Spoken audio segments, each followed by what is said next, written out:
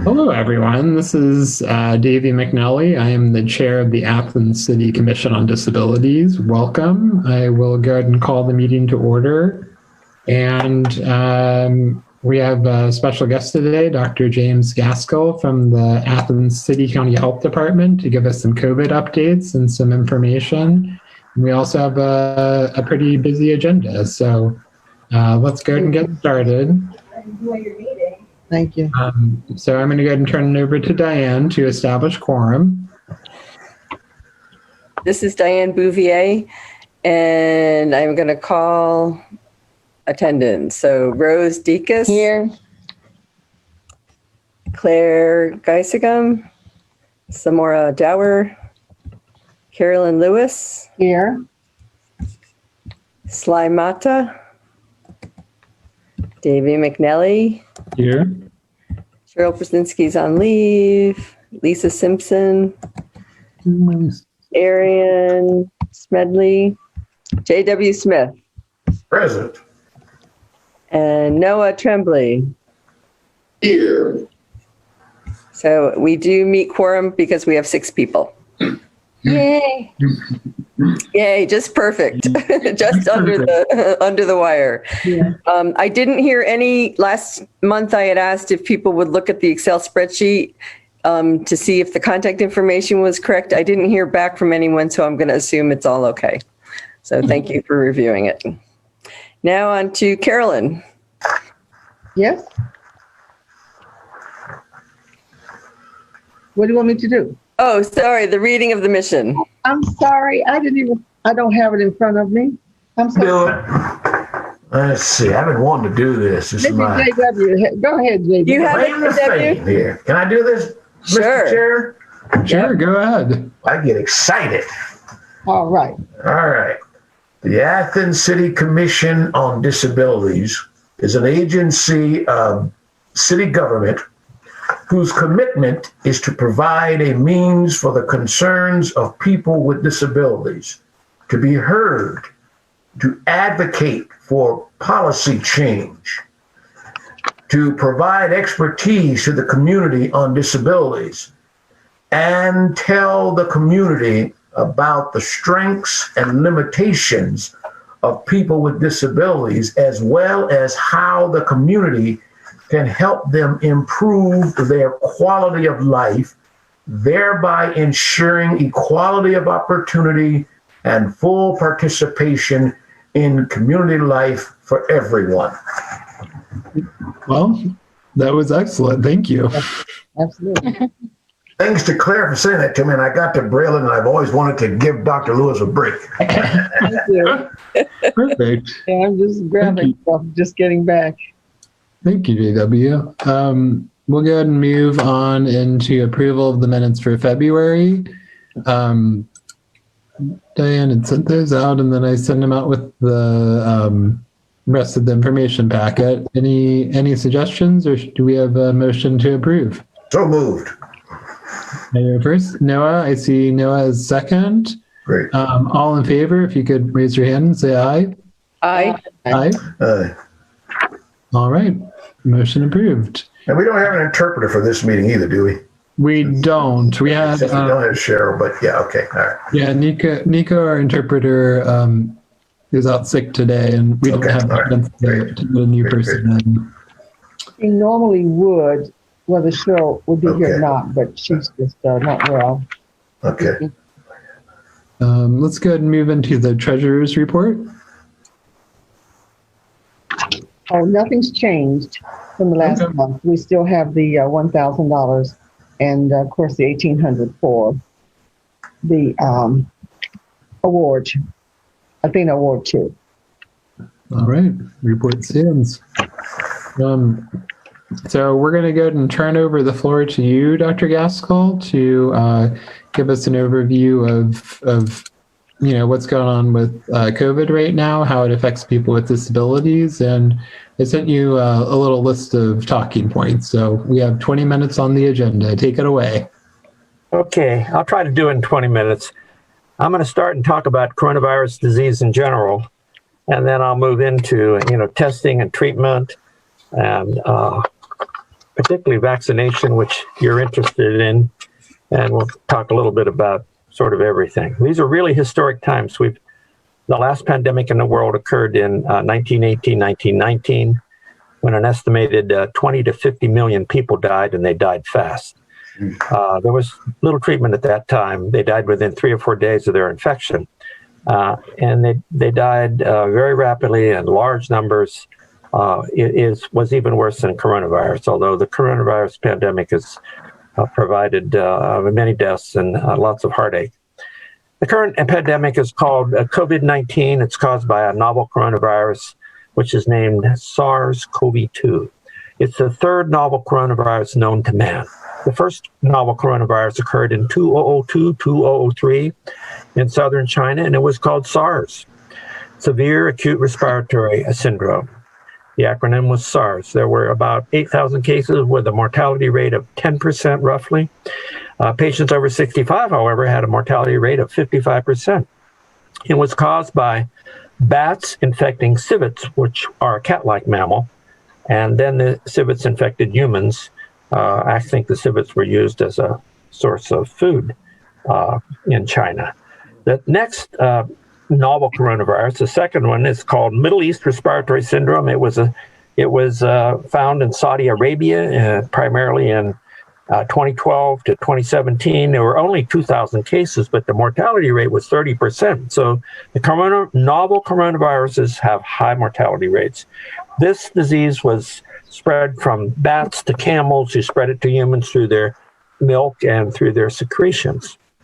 Now, our novel coronavirus that we're dealing with now, SARS-CoV-2, was first reported in Wuhan, China. The first case was probably reported on December the 12th, 2019. It's a highly contagious coronavirus. One person infects 2 or 3 others. It's not as contagious as measles, however. Measles was highly contagious. One person would infect 18 others with measles. The common symptoms, you all know what the common symptoms are of coronavirus: fever, cough, shortness of breath. But particularly and peculiarly with this disease, there is loss of taste and smell. And I particularly heard that from the college students. Matter of fact, they've learned that if they have loss of taste and smell, they should get tested for coronavirus. And some of them, that's the only symptom they had. But influenza doesn't cause that.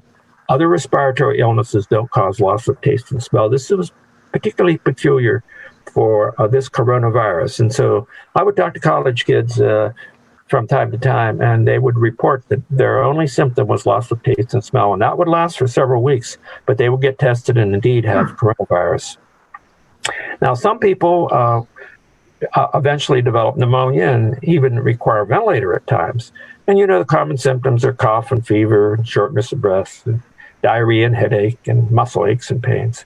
Children have developed an unusual disease called multisystemic inflammatory syndrome of children. It occurs about 3 weeks after the onset of coronavirus.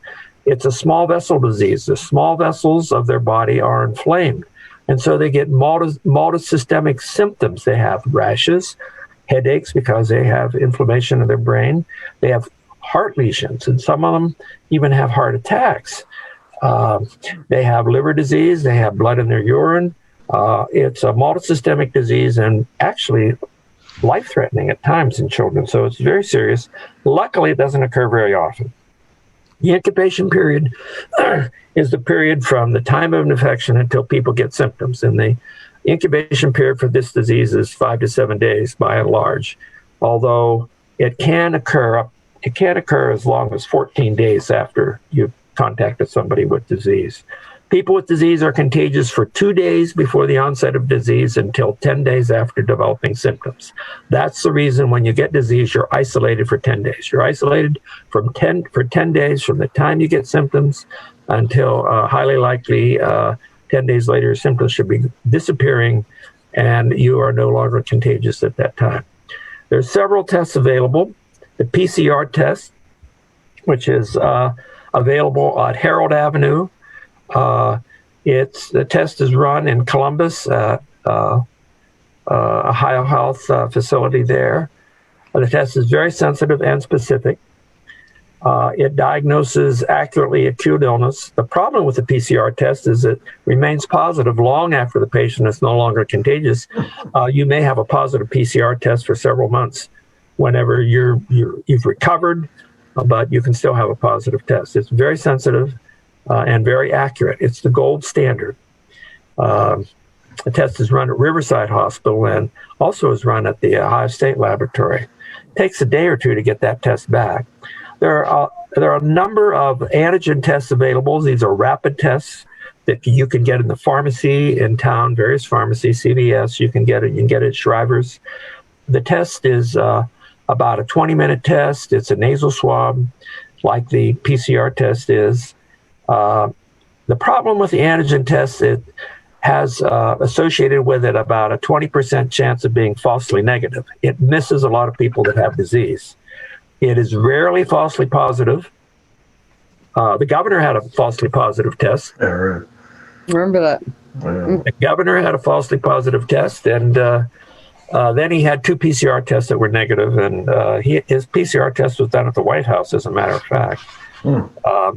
Antibody tests inform us about previous infection. The problem is the antibodies may only last in our blood for 3 or 4 months, and so if we had coronavirus, 6 months ago, we may not have antibodies. We may not have demonstrable antibodies, and so we can't prove that we really had the disease. The treatment for COVID is primarily supportive, intravenous fluids, sometimes ventilators. There are a couple drugs that are helpful. One is remdesivir, and at first we were using remdesivir a little late in the infection. We were using remdesivir when people were in the ICU, nearly on a ventilator. That was a little late. We've learned to use the drug earlier, and we get better results. Also available to us is plasma from people who have recovered from the disease. They have antibodies, and so if we infuse those antibodies into somebody with early disease, we can relieve their symptoms and shorten the duration of disease. There are monoclonal antibodies that we can infuse into people, and they also shorten the duration of the disease. So remdesivir and antibodies are really helpful. Of course, we've applied public health measures to try to reduce the incidence of disease. We've used case contact and isolation of those people with disease, and then quarantine of those people who have had association with them. And particularly if they've spent 15 minutes with them within 6 feet. You classify as a contact of somebody with disease if you spent 6 feet with them for 15 minutes. If you just sort of pass them in the hall, it's unlikely that you'll get disease. And I forgot to mention, the other things that we do, we promoted hand washing, frequent hand washing. People that wash their hands at least 5 times a day are 40% less likely to get a variety of infectious diseases, including influenza and upper respiratory tract infections. And of course, we're promoting masking, social distancing, avoiding crowds, and all those ordinary public health measures that we use to try to prevent disease. But we have finally arrived at a time when we have a chance to really get out of this pandemic, and that's through vaccination. Now, early on, way back in February and March, we didn't have enough PPE. And then the United States private industry went to work and provided us with lots of PPE, lots of personal protective equipment. We had so much protective equipment in the health department, we didn't know what to do with it all. Right. It was everywhere. Then we didn't have enough testing in Athens County, and people who might have disease couldn't be tested. Well, that was solved eventually by antigen tests at the pharmacies and by the Harold Avenue facility. And now, if you think you might have coronavirus disease, you can get tested. So we went through those phases, and then the health department was very busy with contact tracing, case investigation and contact tracing, and isolating people and quarantining them. And we did a lot of that. We were on the telephone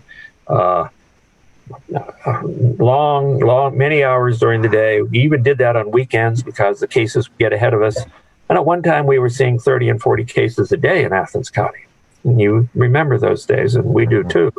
And I must tell you that it's a little different now. We're seeing under 10 a day. And so our contact tracing case investigation and contact tracing has gotten easier. We still do it on weekends, but we don't have nearly as many cases. For the last, I'm going to say 3 weeks.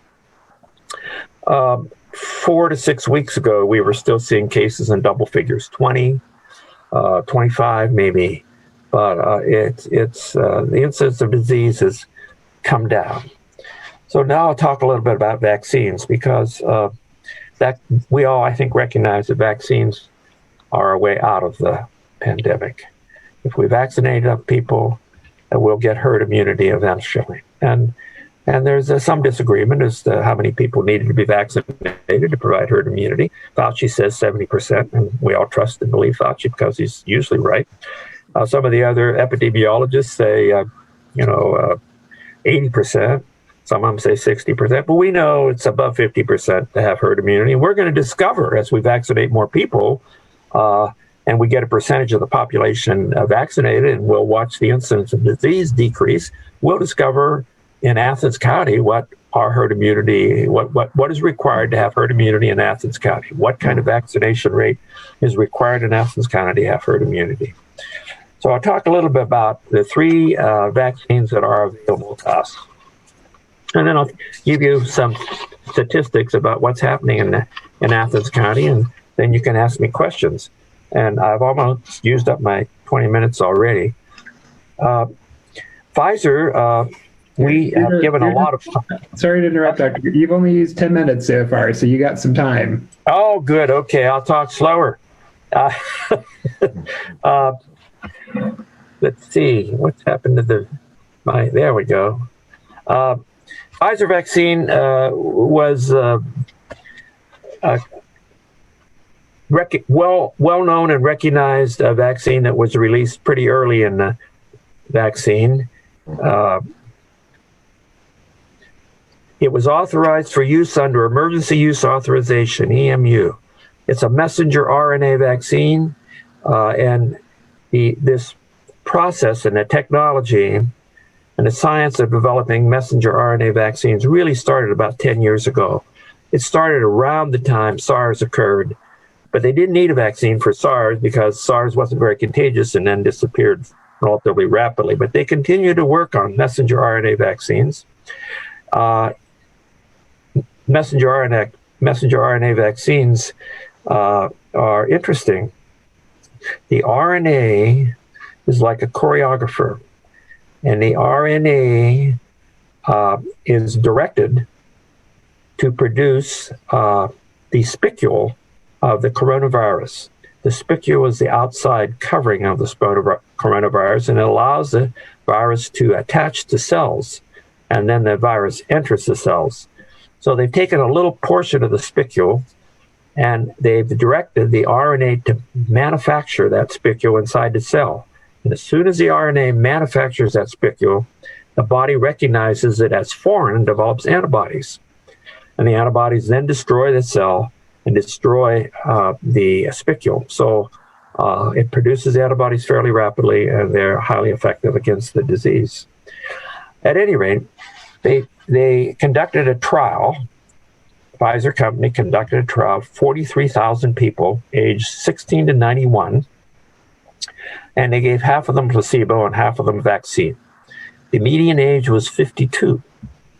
The vaccine was 95% effective at preventing symptomatic, laboratory-confirmed coronavirus infections in persons who had no previous evidence of infection due to coronavirus. Now, this required in order to provide 95% protection from symptomatic disease, required 2 shots, spaced 28 days apart. No, I take that back, 21 days apart. They had some side effects. They weren't severe. They had injection pain, a little fever, muscular aches and pains that lasted a day or two. 8% of people reported after their second shot symptoms that required them to miss a day of work. They had headache, muscle pains, fatigue. And this was primarily after the second shot, and they might miss 1 day. There were very few severe reactions. There were 4 people with Bell's palsy in the injected group, Bell's palsy is facial nerve palsy. And there was some concern about that because a variety of vaccines can cause nervous tissue injury. But they discovered when they looked at the data, Bell's palsy is fairly common in the United States. And when they looked at the data, these 4 individuals in a trial of 43,000 persons were not higher than what the average incidence is annually in the United States. So they did not think that this was due to the vaccine. They thought it was just common background incidence. Other than that, there were very few side effects, very safe vaccine. And that's what we've been witnessing so far as we've administered the vaccine. And I'll talk a little bit about VAERS. VAERS is a process by which vaccines are followed. VAERS stands for Vaccine Adverse Event Reporting System.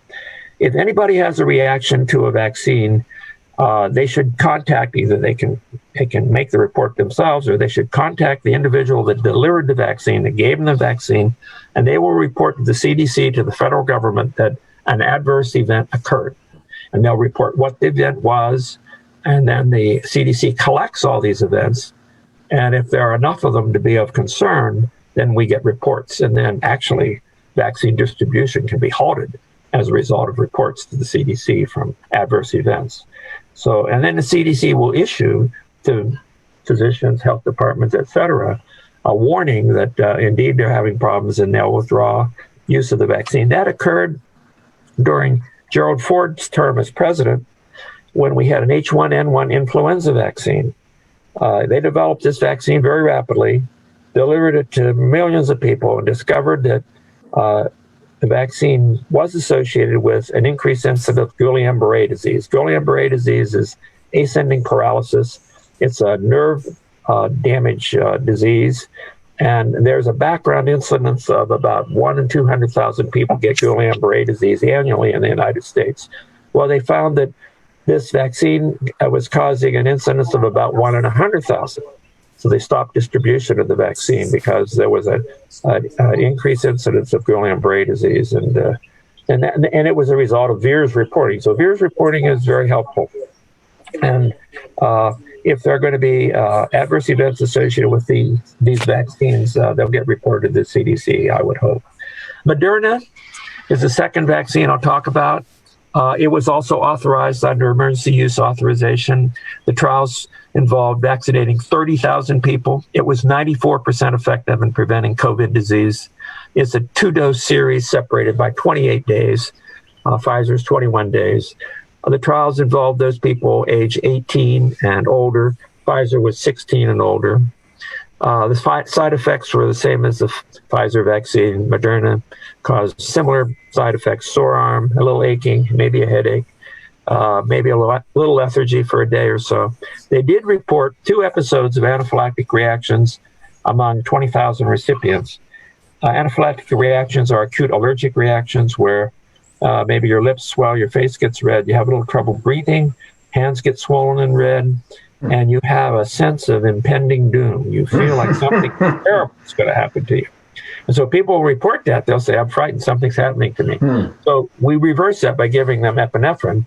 And during our vaccination clinics, I walk around with EpiPens in my pocket in case somebody has an acute reaction, because you better give them epinephrine early. We try to give them that quickly. So we reverse it because, it can be fatal if it continues on. So they had 2 in 20,000 individuals. So it doesn't occur very often. And again, just like Pfizer, 9.1% reported moderate local reactions, severe enough to have them miss a day of work. So maybe around 10% of the people will miss 1 day of work as a result of reactions to the vaccine. Now, Moderna is pretty easy to handle. We can just refrigerate Moderna. Pfizer, early on, we had to use ultra-cold storage, minus 60 to minus 80 degrees, and we had to get an ultra-cold storage refrigerator to handle the Pfizer. Now, though, Pfizer's discovered that we don't have to store it in that cold environment. We can use a regular refrigerator and put it in the freezing department of the regular refrigerator. So it's a lot easier to handle the Pfizer vaccine today than it was, let's say, 3 weeks ago. Yeah. Dr. Gaskell, sorry to interrupt. I just wanted to let you know we have probably about five more minutes or so. And I know a lot of people were interested about, how you're able to get a vaccine, what some ways to do to get on some lists are, and that kind of thing. Okay, I'll mention just Johnson & Johnson because it's a single shot vaccine and the others are 2 shots, and people are interested in that. And that's the 3rd vaccine that's been released, and that's for age 18 and older, and it's a single shot. And it also is very safe and very effective. Not quite as effective as the other 2, which are 95%. Johnson & Johnson has 72% efficacy in preventing disease, 86% efficacy in preventing severe disease, and 100% efficacy in preventing death.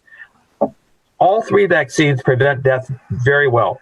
There's been nobody who died who got Moderna, Pfizer, or Johnson & Johnson vaccine. Nobody died who got any of those vaccines, and that's the most important role of the vaccine. Yeah. We've moved from a variety of ways of registering for vaccine. Early on, we had people register and then we called them. That was labor intensive. We called an awful lot of people who had registered. Mm. And then we began to tell people what age group was eligible for the vaccine, and we had them call us. And that worked fairly well, except the phones crashed once or twice. That was a problem. We've had our ups and downs in registering for vaccine and getting people scheduled for vaccine. Now we're dealing with the state system, the Ohio Vaccine Management System. They assure us that this system will handle 1 million schedules per hour. They've tested it, and they say it'll handle 1 million per hour. I guess we'll see. So far, it hasn't crashed. You get on the internet, you go to Get the Shot, all small letters, gettheshot.coronavirus.ohio.gov.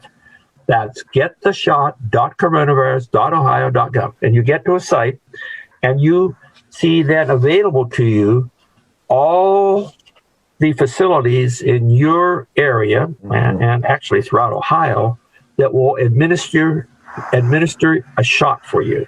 And you have the opportunity to schedule a shot in any of those facilities.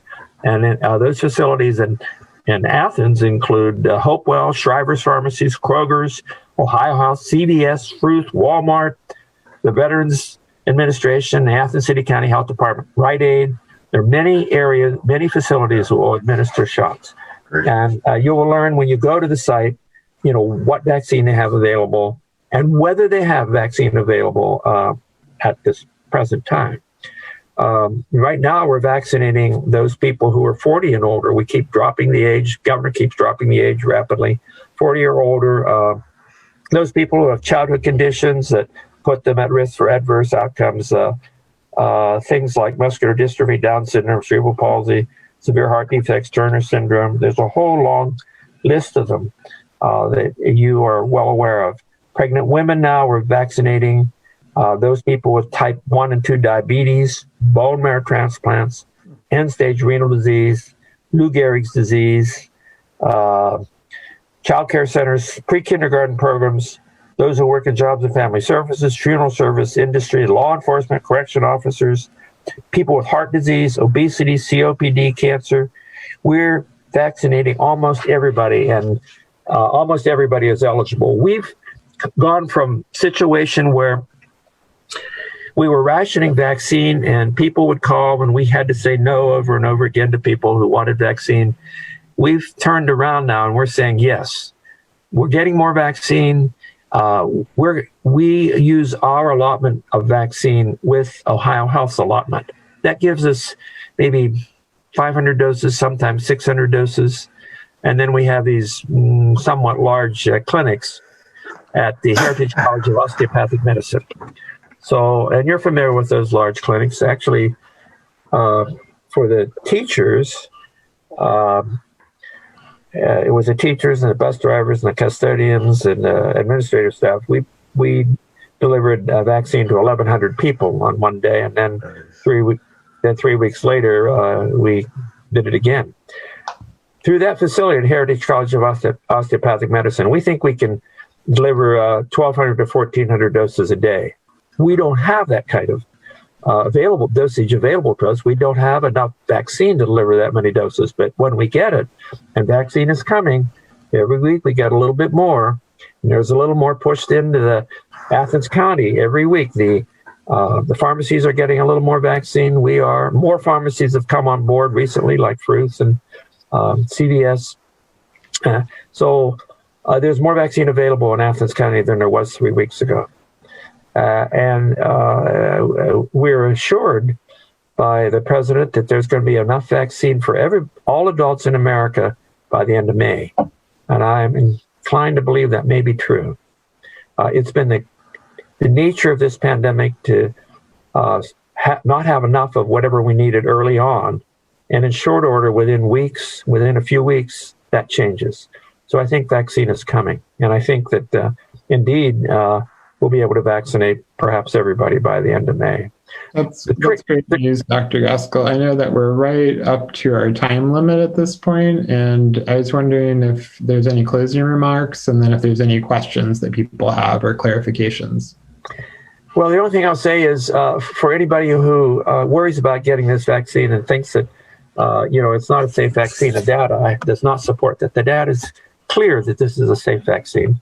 And that's what we're witnessing as we give the vaccine. We haven't witnessed problems except for, we did have one person who had anaphylaxis, but we've given thousands of doses now. We're up to about 12,000 doses of vaccine. So it's not surprising we would have one person with anaphylaxis, and we treated him promptly and he's recovered really nicely. So so far as acute problems are concerned, we haven't seen that. And we've heard the usual stories of some aches and pains and maybe people not feeling well for a day or two, but we haven't witnessed anything that was very serious. So we think it's a safe vaccine, and we think it's the way out of this pandemic, and we think it's the best way out.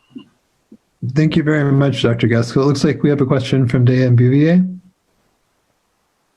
Hi, I'm Diane Bouvier. I have a question. One of the concerns that I see floating around Facebook is around what kinds of side effects people with compromised immune systems might have. So I was really interested to hear that you have a way for people to report issues if they have them. I'm not sure that that's well known in the community. Yeah. So I didn't know if that could be something that the county department takes on to let people know that more. We need to push that information out. Most of our information is pushed out on Facebook. We can get that out on Facebook, that indeed there is a system to report side effects, and we then report it to the CDC. And that's how they become aware of rare things that might only occur 1 in 100,000 or so. But if it occurs frequently enough in 100,000 and more frequently than occurs in the general population annually, then it might be due to the vaccine. So, that's what happened with Guillain-Barré disease. It's a very rare disease, but indeed the vaccine probably had something to do with an increased incidence way back in Ford's presidency. And the other question alongside of that is there any sense about how long the vaccine will last for people? Is it going to be like the flu shot where you need to get one every year, or is there any sense about that? Our best guess is you'll have to get an annual one. It would be nice if they combined the influenza vaccine with coronavirus vaccine, but that would mean dramatic changes in how the influenza vaccine is produced. But my best guess is that what we will find is that we have something called immunological memory. Our T cells, which are our immunological cells, will remember this virus for as long as perhaps a year, and then we'll need boosted every year to renew that immunological memory. That's what we need with influenza vaccine. The other thing that will probably happen is we're having mutations and variances in the vaccine. The vaccine is going to change, and hopefully it'll last as long as a year. We won't have to get another one in 9 months. But so far, particularly the Pfizer vaccine and the Moderna vaccine are holding up. They are working for the variances. They're working for the Brazilian form and for the South African form and for the United Kingdom variants of the virus. And so Pfizer and Moderna are working. I don't know about J&J yet, but they're working. Do you know if there's anything that might be put in place so people can tell if the immunity is still working, if the vaccination is still working? I don't think there's any test that you're going to be able to get that tells you that, but I think the CDC is going to tell us that. The CDC is following certain group of people, testing antibodies and probably challenging them with disease to see if they get disease. I mean, that's the real challenge. Expose them to disease and see if they get it. And that's how you find out if the vaccine really works. I hate to say that, but that's the ultimate proof. You expose somebody who's been vaccinated at 1 month out, 2 months out, 6 months out, and see if they get disease. If they don't get disease, the vaccine's still working. But you can also, they're looking at their immunological cells and their T cells to see if they remember. So they can do some of that in the test tube, if you will. And the other question that feel like I'm taking, does anyone else have a question? I don't mean to take it over. We can do Yeah, one. I have one question. Okay. Go for it. Oh, okay. Here's my question is that does every vaccination site have like EpiPens in case somebody has a really severe reaction? Or is it close enough that you can get a like 5-1 or that, you know what I mean? Like you can get to the emergency room. Well, yeah. I wouldn't count on that. I would hope that every place that administers this vaccine has an EpiPen. Oh, okay. That's what I wanted to know. That is a recommendation from the CDC. If you read the recommendations from the CDC about these vaccines, they all recommend being prepared to treat anaphylactic reactions, which involves EpiPens. So if I'm nervous, I should just call my vaccination site and say, "Do you have Epi?" Mm-hmm. Not a bad idea. Not a bad idea. EpiPens available, and you can blame it on me if you say if they say to you, "Why are you asking such a question?" You say, "Well, Dr. Gaskell told me I better ask that." Dr. Gaskell said I better check. Right? It's okay. I don't care. Yeah, and I just want to say thank you for taking the time out of your busy schedule to join us today, Dr. Gaskell. Thank you, sir. Well, I talked a little long, I guess. Like you're running out of time, huh? You're running out of Zoom time, I guess. Huh? Yeah, we do have a couple other things to cover, but yeah, I think we all kind of felt it's really important to get this information out because there's a lot of misinformation out there. So the more we can, understand the science and understand the vaccines, the better. And it's really good to hear all the good news right now. And the more people who get vaccinated right now, the less likelihood we'll have coronavirus in the future. So and rapid vaccination decreases the opportunity for variances to occur. The longer we have disease in our bodies, the more likely we are to have mutations. So if we get everybody vaccinated, that decreases the opportunity to have mutations of the virus. Yeah. Absolutely. And what better person to give us all this information than Dr. Gaskell, really. Thank you so much. Yeah, absolutely. You've been making the rounds. I see Diane standing Thank you, sir. Thank you. I had one other thought. The Commission on Disabilities also has a Facebook page. If you want to forward information to us, we can blast it out. Oh, okay. Yes. Mm-hmm. All right. Yeah, people seem to get a lot of information from Facebook nowadays. Yes. Yeah. Thank you for coming. You're welcome. Yeah, you're welcome to stick around, Dr. Gaskell, but you're also free to log off and enjoy the rest of the evening. I think I'll leave you now, and I enjoyed it. All right, thank you. Have a nice evening. Bye-bye. Bye-bye. Bye. And thank you, Dr. Gaskell. And while Dr. Gaskell was talking, I went ahead and posted on the the Athens City Government page, that website that people can go to access information and register for the shot as well. So moving forward in our agenda, we'll have to kind of keep things a little shorter than what we were planning to, which is completely okay. The next thing on the agenda is the walk and roll audit. It's a lunch and learn with City Source. We're having this on April 8th at noon, so that's coming up in a few weeks. What we're trying to do is Noah, Diane, and Jessica Adine from the city engineer's office will be giving some short presentations about what sorts of things the accessibility committee working with the city has been doing to make Athens more accessible, and then to show people how to use the City Source app to request changes, to request accessibility modifications, and to report any issues. Anything else that I missed on that, Diane and Noah? No, I think you got it. Okay.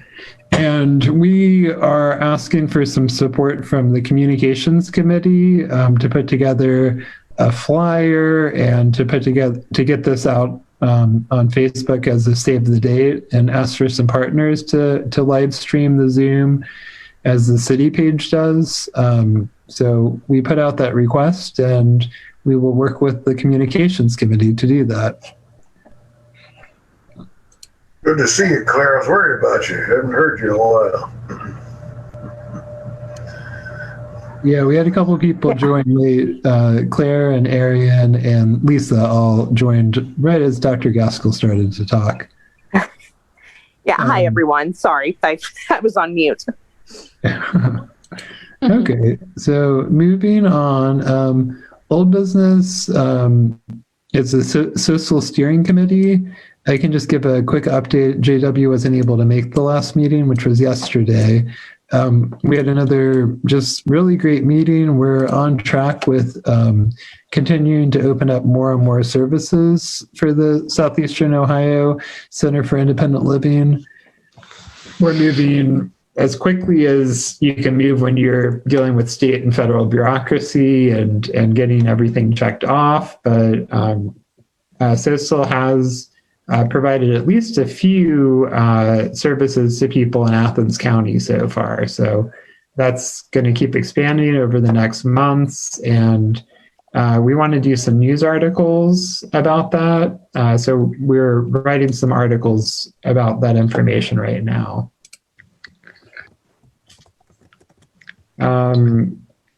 And let's go ahead and move down to committee reports. So we'll just have to do maybe a few minutes for each one instead of our typical, I already put it down. We have a minute, so, we've got yeah, to go, so. We'll just kind of be quick.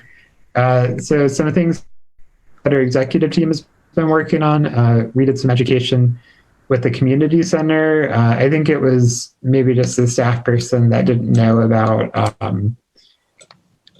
aids coming in when people go in to work out, that people are able to bring personal assistants for free to the community center if they're not working out on equipment, but rather just there to assist the person that's going. So that information has been shared along with the training sheet to the community center.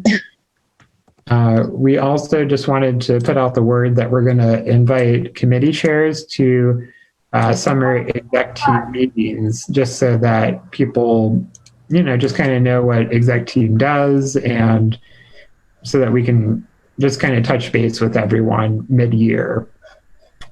Anything else from exec team that I'm missing? Nope. Okay. Great. I'm going to go ahead and bounce it down to accessibility. Diane, do you want to give us a little update on our letter that we're working on? Sure. So we have 2 letters that we're working on that we will send jointly between the code office and the accessibility committee that are geared for either a business that's asking to do some kind of renovation or construction. They will automatically get a letter saying, don't forget to consider things related to the ADA and accessibility. And we're going to ask the code office to let us know who those businesses are so that we can decide whether or not we need to do an audit to let them know a little more detail about what may or may not need some attention for accessibility. So we have a second letter that sort of gives more, it's like a check off that, oh, you need to think about parking or you need to think about the pathway into the building. We'll just give them more details. So that's what we're going to be we're going to meet with David Riggs later in the summer and go through that process and the letters. So we're moving along with that. Yeah, it's really exciting. I stopped into a couple of businesses now that I'm doubly vaccinated. I have been able to go into some places, and I noticed some ADA accessible spots that don't quite meet ADA guidelines and therefore weren't accessible to me. So in the future, I'll be able to go in with this letter with some very clear guidelines for readily achievable barriers to hopefully really get some things moving more quickly when we ask for accessibility features. Our next meeting will be April 8th at noon. That's our walk and roll. So we're just replacing our April meeting with the walk and roll, and we hope everyone can join us through Zoom. I'm going to go ahead and bounce it down to communications with Claire. Hey, Davey, this is Arian. I'll be reporting out today. Claire and I will be alternating that role. So Great. This month it's me. I'll just stick with the 3 bullets. I guess just really 2 bullets, just for the sake of time.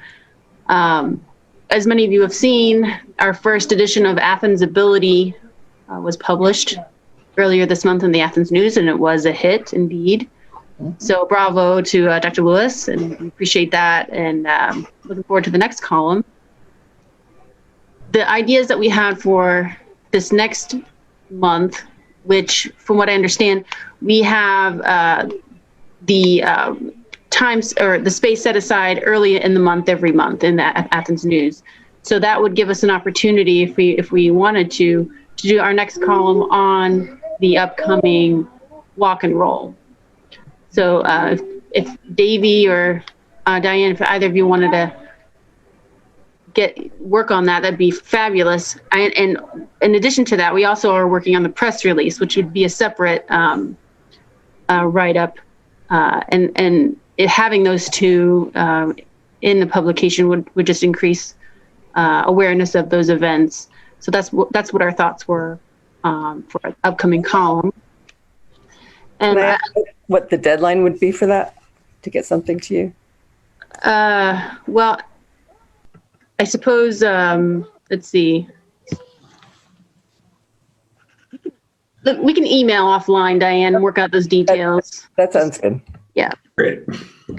And then in addition to the walk and roll press release, we'll be working with Davey and Jordy on the social press release. So we'll be in communication on that to get that finalized. And our next meeting is March 8th. Great. Thank you very much, and for giving that report, Ariane. Good, I'm off mute. So I will go ahead and pass it down to Education and Outreach with Dr. Carolyn Lewis. Okay, thank you, Davey. I just have 2 things as well. We did make the offer to Luke Hawk. He's the static about having the opportunity to design the next Athena Award.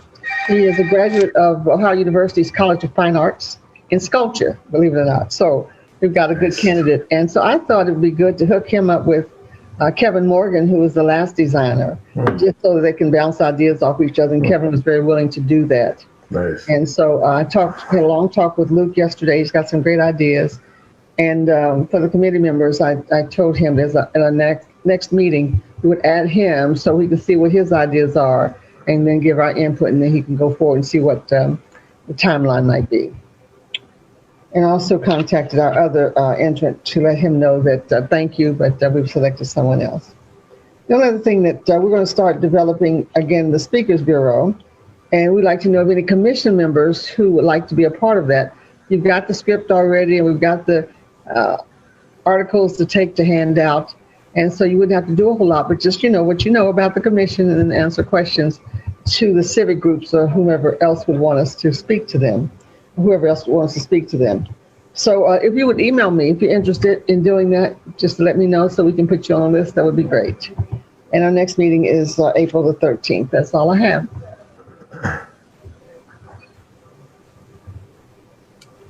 All right. Well, actually, we ended up moving through the agenda really quickly. Thanks everyone for giving more truncated reports. And then, Well, just a quick, Davey, the advocacy. You've got the minutes, but Lisa, if I miss anything, I mean, I think the biggest thing is we're going to be coming to the communication committee to try to seek you guys' help and publicizing the advocacy committee. Maybe we could do a story on us, or we need to get the word out about us and what we're doing. And I asked Samora to start sending us websites and internet resources in terms of issues of advocacy as well. And we'll be having a couple of great speakers coming up in our next 3 or 4 meetings. I want to especially highlight one in May will be someone from Ohio Legal Rights. I think you guys will really enjoy her. In fact, she might be somebody we might want to have on in the future here too. Did I miss anything, Lisa, worth talking about, or if you got those minutes in front of you? I don't have the minutes in front of me, but I do know that Autumn Brown is going to speak at our April 6th meeting. Right. So. Well, the minutes were sent out from Patricia in the email the other day, so they're there. If you guys want to refer to those in more detail. Sly couldn't be with us, but those minutes are there. And Noah is speaking the 24th, I believe, for anybody that's interested in Noah. That's right. Davey, this is Carolyn. I want just to add one thing about the communications committee. We would like to, as we get new commission members, to feature them or highlight them in the news on the Facebook page. Good. So Lisa will be our first one. So I will be writing your information up within the next week or so, and I'll be getting with you. So we would like to spotlight you as our newest commission member. Yeah, this is Davey. I really like that idea of having spotlights like that. I think it really draws people in, and it helps them understand that there are people doing this work and how they can get involved too. So thank you, Lisa.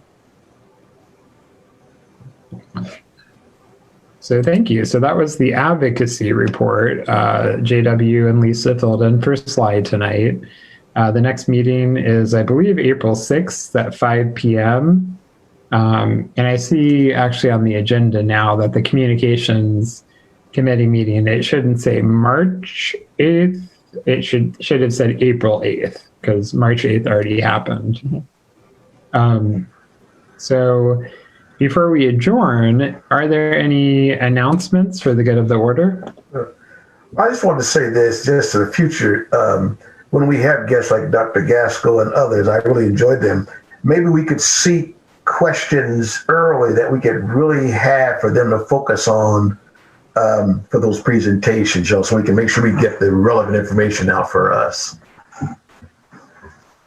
But I enjoyed the presentation. Absolutely. Yeah. Or another way would be to say you have 10 minutes and then we'll have 10 minutes for questions. Yeah, that's tough sometimes with speakers. You just hate to cut them off, but yeah. I know.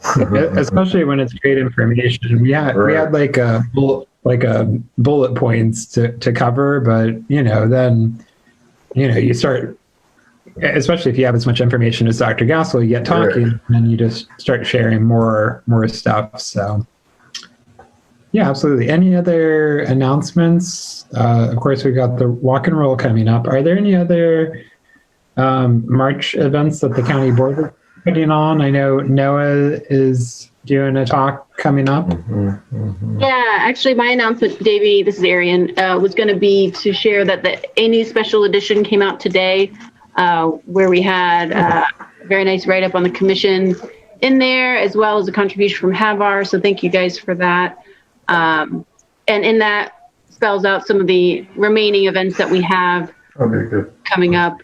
Every Tuesday at noon, we have our advocacy ambassador speaking during the lunch hour. And then, of course, Noah's presentation in the evening of the 24th, I believe, at 6:30.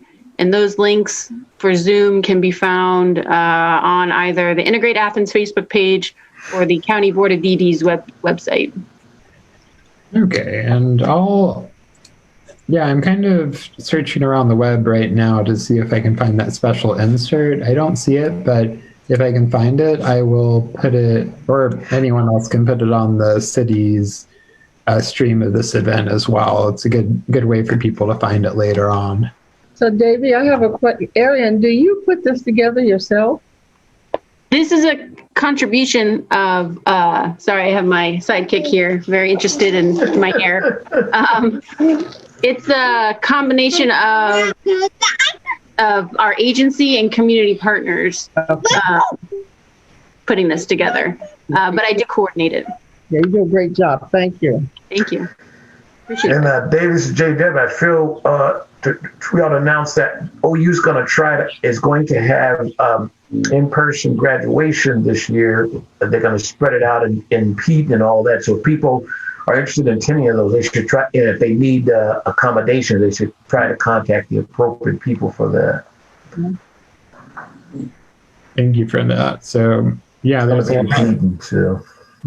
a lot of things going on right now. Some things starting to open back up, and yeah, it's starting.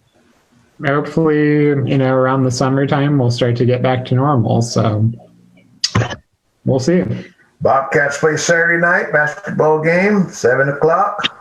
Guys, you got your shirt on. All right. We are running right up against 6:00. Thank you everyone for joining us today. Do we have a motion to end the meeting? I'll make a motion to end the meeting. I second. Okay. Any discussion? All right. All in favor? Aye. Accessibility and inclusion in general next Wednesday. Right. All right. See everyone. We got it. 24.